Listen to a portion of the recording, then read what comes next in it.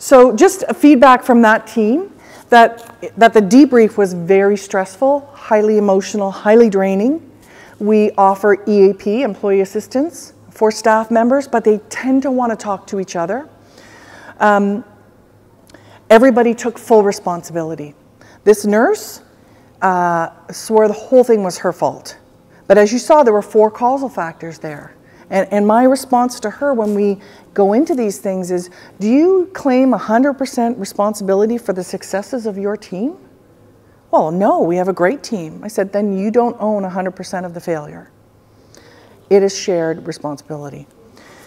And better yet, we've got solutions. So the patient was invited to be participant in this, and they just said, just tell us what you come up with. But that's something we have moved to. And the other thing that was different, we included the industry rep in this, and they had never been involved, and they actually thought they were going to be the scapegoat. And so we involved them in the review and debriefed them on that, and they were very grateful for that, and it's really improved relationships. And they found that this collaborative process, although labor intensive, got to what they thought was a great result. They really liked the timeline.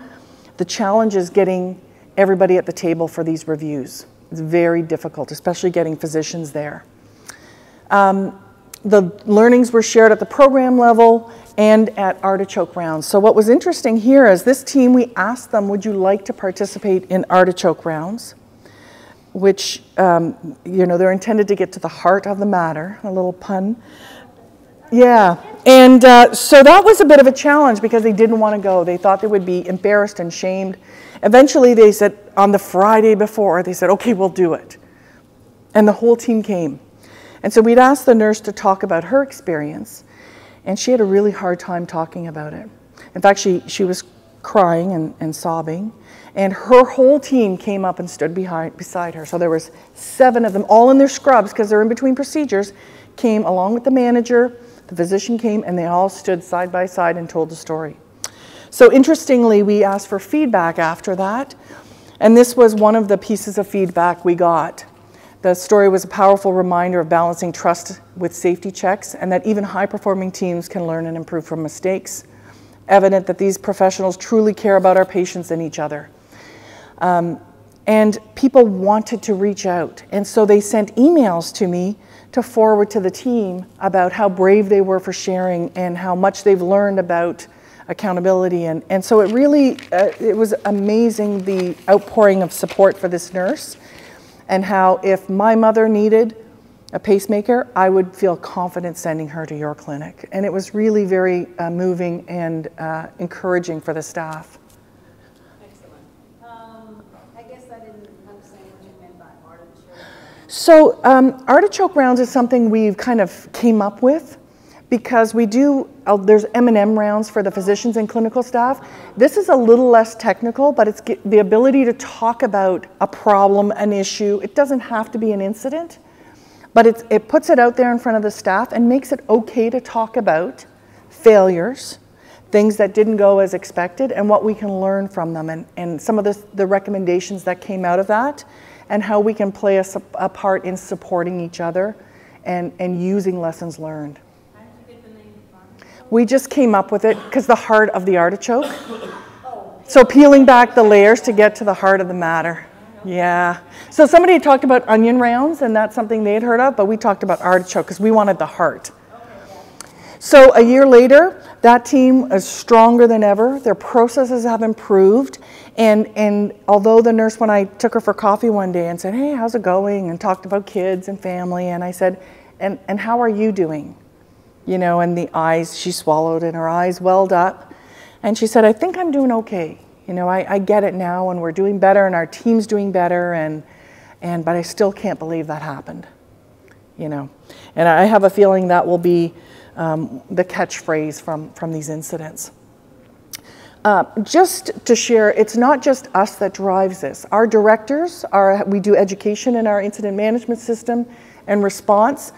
And so the director of the surgical program, so that was a cardiac program, but the director of the surgical program has led a couple of our QCC reviews. And so one was a wrong site surgery. operated on the wrong hip. And there were a number of factors that led up to that.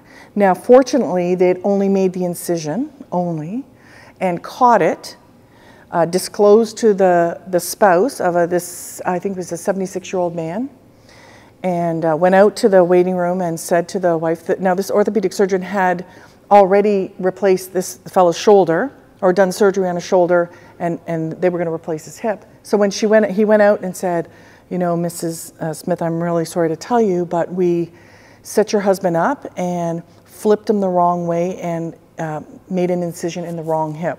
We've sutured him up, he's fine. Would you like us to proceed to repair the hip, or would you like to wait and have a different team do that tomorrow? And she said, we're not even going to tell him that that happened. Let's just see if he notices. Go back in and fix it. So, I mean, that's the biggest fear of healthcare providers, is that disclosing piece. Fortunately, that one went well. They all don't. But they did go through, and they had some findings from that around our use, again, of the surgical safety checklist and when that pause was occurring.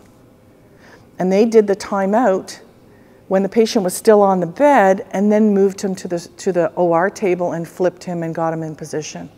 So we had some learnings from that as well, which drove some auditing and observations of our ORs. But again, the team was devastated, and doing our initial debrief with that team, they were very fearful that it was going to be pointing out and who was responsible. And again, the scrub nurse took responsibility because she didn't have the right hose in there for the attachment for the device that they were going to position the patient. The physician said, I should have looked a little more closely. Everybody was taking responsibility, and we had to say, let's just step back and figure out what happened, why it happened, and what we need to do to fix it. And there's a huge threat to credibility, confidence, self-esteem, and what was going to happen next. So a big part of this is just informing staff